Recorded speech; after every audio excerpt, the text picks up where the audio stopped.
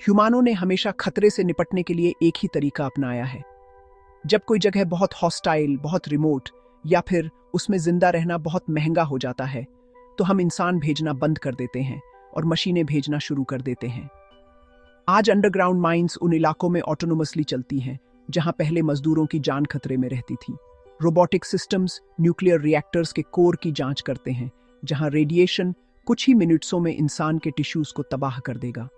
Autonomous underwater vehicles 8000 metre से ज्यादा गहरे ओशन ट्रेंचेस में उतरते हैं, जहां दबाव किसी भी क्रूड वेसल को कुचल देगा। हर मामले में यह चेंज डाउ एक ही लॉजिक पर आधारित होता है। मशीन अंदर जाती है और इंसान वापस नहीं आता। यह पैटर्न आर्टिफिशियल इंटेलिजेंस से शुरू नहीं हुआ था, लेकिन एआई ने इसे इतना आगे बढ़ा दिया है जितना पिछली ऑटोमेशन कभी नहीं कर पाई थी। पहले की मशीनें फिक्स्ड इंस्ट्रक्शंस को फॉलो करती थी। वे कंट्रोल्ड एनवायरनमेंट्स में तय मोशंस को रिपीट करती थी। Modern autonomous systems observe, analyse और डिसाइड करते हैं। उन्हें ऐसी कंडीशंस का सामना करना पड़ता है जिनके लिए उन्हें कभी ट्रेन नहीं किया गया था, और वे रियल टाइम में अडेप्ट करते हैं। प्रोग्राम रेपिटेशन से जेन्युइन डिसीजन मेकिंग तक का यह शिफ्ट ही करंट जनरेशन की मशीनों को पिछली सभी मशीनों से फंडामेंटली अलग बनाता है। और यही चीज स्पेस को एआई के लिए न केवल एक्सेसिबल बनाती है, बल्कि इस तरह से सूटेड बनाती है जैसे ह्यूमन बायोलॉजी कभी नहीं होगी। अंतरिक्ष में एक साथ हर चुनौती भरा माहौल होता है, और इसमें कई ऐसी चीजें भी होती हैं जो धरती पर नहीं मिलती। वैक्यूम, रेडिएशन, सूरज की रोशनी और शैडो में 400 डिग्री का तापमान का फ्लक्चुएशन, और कम्युनिकेशन में ऐसी देरी जिसकी वजह से किसी भी ठीक ठाक दूरी पर इंसान का रियल टाइम कंट्रोल नामुमकिन हो जाता है। धरती से मंगल तक एक सिग्नल को पहुंचने में ऑर्बिटल पोजीशन के हिसाब से 3 से 22 मिनट लगते हैं। जब तक कोई इंसान ऑपरेटर एक इमेज को देखता है, उसे प्रोसेस करता है और जवाब भेजता है, तब तक सतह पर हालात पहले ही बदल चुके होते हैं। गहरे अंतरिक्ष में ऑटोनोमी कोई पसंद नहीं है। यह प्रकाश की गति से लगाई गई एक भौतिक जरूरत है। कृपया सब्सक्राइब करें।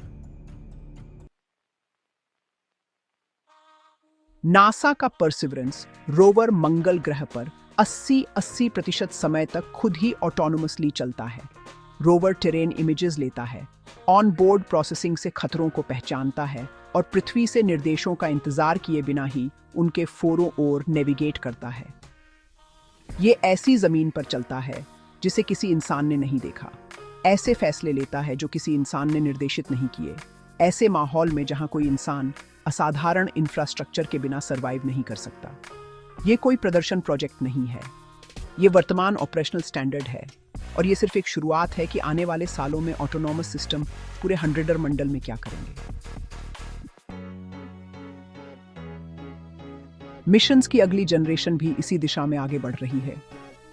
नासा का काड्रे प्रोग्राम छोटे रोवर्स के कोऑर्डिनेटेड फ्लीट्स को डिप्लॉय करता है, जो बिना किसी इंसान के कंट्रोल के एक साथ काम करते हैं, आपस में काम बांट लेते हैं, रियल टाइम में सेंसर डेटा शेयर करते हैं और एक यूनिफाइड सिस्टम की तरह सरफेस कंडीशंस के हिसाब से खुद को ढाल लेते हैं। यूरोपियन स्पेस एजेंसी का हीरा स्पेसक्राफ्ट एस्ट्रॉइड्स तक खुद ही नेविगेट करता है, उसी डिसीजन आर्किटेक्चर का इस्तेमाल करके जो धरती पर ऑटोनोमस व्हीकल्स में होती है।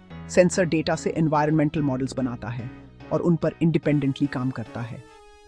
ये रिमोटली कंट्रोल्ड मशीनें नहीं हैं जिनमें किसी इंसान का हाथ दूर बैठे जॉयस्टिक पर हो। ये ऐसे सिस्टम्स हैं जो खुद ऑब्जर्व करते हैं, रीजन करते हैं और एक्ट करते हैं। इस डेवलपमेंट का रास्ता एक ऐसी बात की तरफ इशारा करता है जिसे स्पेस एक्सप्लोरेशन की ज्यादातर बातें चुपचाप अवॉइड करती हैं। ह्यूमन स्पेस एम्बिशन का main framework Mars settlements, lunar basis और दूर के डेस्टिनेशंस तक क्रू मिशन पर फोकस करता है। लेकिन स्पेस में ह्यूमनों की मौजूदगी पर प्रैक्टिकल और बायोलॉजिकल लिमिट्स बहुत ज्यादा हैं और शायद किसी भी बड़े स्केल पर हमेशा रहेंगी। ह्यूमनों को एटमॉस्फेयर, पानी, खाना, रेडिएशन से बचाव और वापस आने की कैपेबिलिटी चाहिए। लाइफ सपोर्ट इंफ्रास्ट्रक्चर का हर एक किलोग्राम प्रोडक्टिव काम के लिए इस्तेमाल नहीं किया गया किलोग्राम है। स्पेस में एक इंसान को जिंदा रखने का खर्च एक ऐसी मशीन को ऑपरेट करने के खर्च से कहीं ज्यादा है, जिसे इनमें से किसी भी चीज की जरूरत नहीं है। यूनाइटेड किंगडम के रॉयल एस्ट्रोनॉमर ने साफ साफ कहा है कि सीरियस स्पेस एक्सप्लोरेशन के लिए रोबोट्स बस बेहतर ऑप्शन है। सोलर सिस्टम में असली इनाम मार्स नहीं है, ये जुपिटर के मून्स नहीं है, किसी भी प्लैनेट की सतह नहीं है, और न ही कोई ऐसी जगह जहां पहुंचने के लिए सालों का सफर और ह्यूमन लाइफ को बनाए रखने के लिए बहुत इंजीनियरिंग की जरूरत पड़े। असली इनाम दो चीजें हैं और दोनों ही ऑटोनॉमस सिस्टम्स के लिए ऐसे एक्सेसिबल हैं कि ह्यूमनों की भागीदारी ज्यादा मायने नहीं रखती। पहली चीज है सूरज, दूसरी चीज है एस्टेरॉयड बेल्ट। सूरज इस 100 मंडल में सबसे बड़ा एनर्जी सोर्स है, इतने बड़े मार्जिन से कि पृथ्वी की सारी तुलनाएं मीनिंगलेस लगती हैं। पृथ्वी द्वारा रोकी गई कुल सोलर एनर्जी मौजूदा ग्लोबल कंजम्पशन से लगभग 10,000 गुना ज्यादा है, लेकिन पृथ्वी कुल सोलर आउटपुट का केवल एक छोटा सा हिस्सा ही कैप्चर कर पाती है, क्योंकि यह एक खास दूरी पर एक छोटा सा ग्रह है। एक ऐसी सिविलाइजेशन जो इनर सोलर सिस्टम में बड़े पैमाने पर कलेक्शन इंफ्रास्ट्रक्चर लगा सके, प्लैनेटरी ऑर्बिट्स और एटमॉस्फेरिक इंटरफेरेंस से आजाद, उसके पास इतनी एनर्जी होगी कि एनर्जी स्कैर्सिटी एक पुरानी बात हो जाएगी।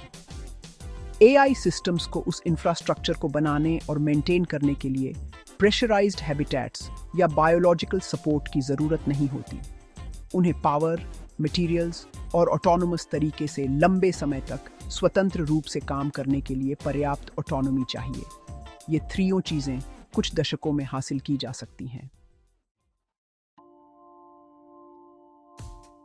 एस्टेरॉयड बेल्ट एक तरह से उस एनर्जी अबंडेंस के लिए मटेरियल्स कॉम्प्लीमेंट है।